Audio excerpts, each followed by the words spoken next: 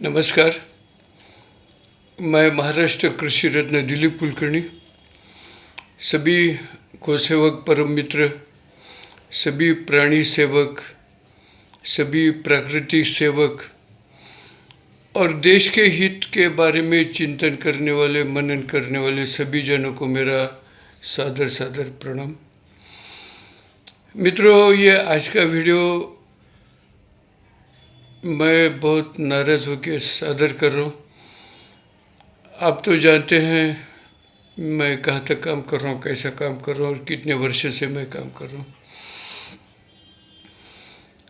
आप सबको दोबारा मैं निवेदन करना चाहता हूँ, आपके सामने मैं अभी अपने देश की जितनी भी सजीव संपत्ति है, अलग अलग प्राणी है, पंछी है, वृक्ष है, देसी बीज है, देसी फल है, देसी फूल है, वनस्पति, आयुर्वेदिक वनस्पति, जड़ी बूटी है, ये विश्व में सर्वश्रेष्ठ, अतुलनीय, अद्वितीय एक प्राकृतिक संपदा है, धरोहर है और इन्हीं का जतन संवर्धन होना अनिवार्य है। इनको सुरक्षित सम्मानित जीवन मिलना ये अनिवार्य है।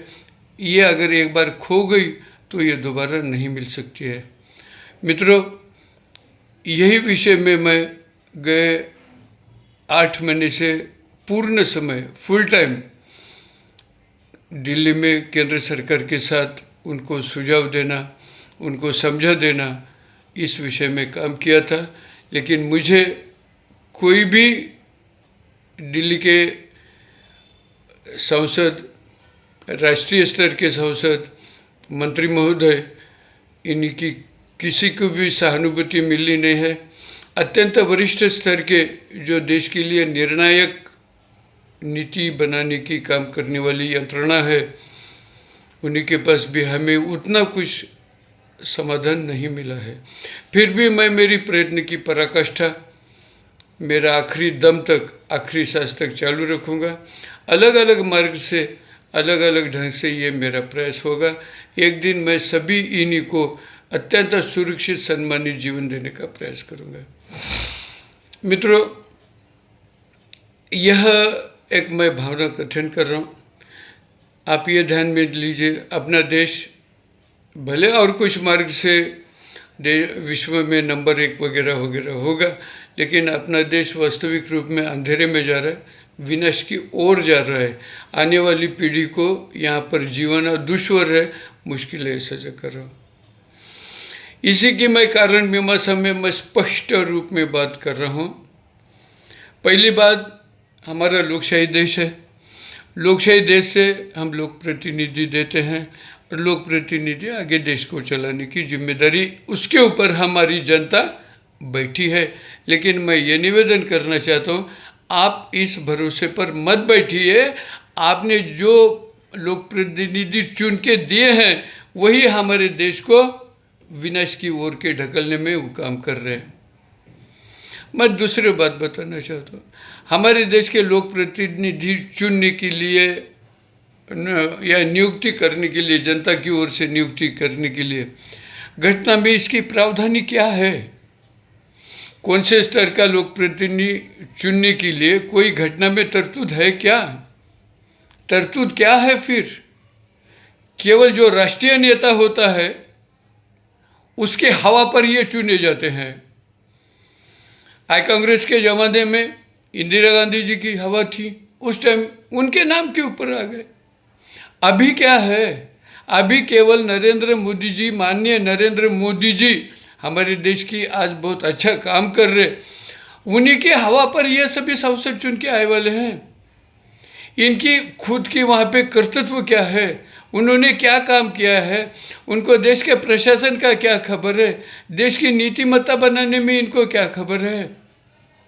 केवल चुनाव में पैसा लगाओ, चुनाव में बोल बच्चन बताओ, जितना ज़्यादा मीठी बातें करेगा उतना हमारे देश का लोक प्रतिनिधि बनता है। अभी मैं स्पष्ट रूप में बता रहा हूँ, इस 8 महीने के 9 महीने के वर्ष में हमारे देश के वर्तमान कृषि मंत्री माननीय शिवराज सिंह जी चौहान, मामा जी, इनका मैं सूक्ष्म रूप में अभ्यास करके बता रहा हूँ। मैं इनको ये वीडियो के माध्यम से पूछना चाहता हूँ, ये इनके मंत्री पद के कुर्सी पर कितना टाइम बैठे हैं और विमान में कितना प्रमाण में ज़्यादा समय बैठे हैं, और वह विमान का खर्चा कौन दे रहा है? कोई भी मंत्री बगैर पार्लियामेंट के समय में जो भी कुछ करता है, केवल देश विदेश के दौरे करना, विमान सुविधा की ज़्यादा से ज़्यादा उपयोग करना, यही लोगों का काम है। हमारे सांसद भी वही करते हैं। केवल ये सरकारी सुविधा के लिए शोषण करने वाला एकमात्र साधन है। कोई भी मंत्री हमारे देश की व्यथा, समस्या सुनने को बिल्कुल तैयार नहीं है। उससे भी बदतर उनके पीए है। अच्छा, ये मंत्री लोगों को खुद की खुद अकल नहीं है। मैं स्पष्ट रूप में बोल रहा हूँ, उनको ऐसा कोई डिपार्टमेंट दिया जाता है, उसके बारे में उनकी कोई जानकारी नहीं होती, तो ये चलता है पीए के ऊपर। पीए ये मंत्री को कुछ भी बातें बताते थे। आगे चल के केंद्र सरकार का जो राजधानी स्तर का प्रशासन है, जहाँ पर सभी सचिवालय है, पूरे देश की नीति वहाँ पे तय होती है, उसकी मैं व्यथा आपको बता रहा हूँ। मित्रों, पूरे कैबिनेट सेक्रेटरी, पंतप्रधान कार्यालय, सभी जितने भी सचिवालय स्तर है, वहाँ पर केवल IAS लोगों की चलती है। ठीक है, चलने दो, हमारा कुछ लेन देन नहीं। लेकिन हमें ये चाहिए कि जिस विभाग का जो प्रधान सचिव है, वो उस विषय में मूलभूत स्तर का ज्ञानी हो।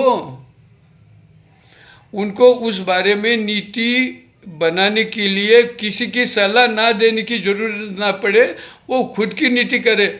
और यही उदाहरण है कृषि विभाग का। कृषि विभाग के तीनों भी मंत्री बिल्कुल कृषि विद्या अज्ञानी है। यह मैं स्पष्ट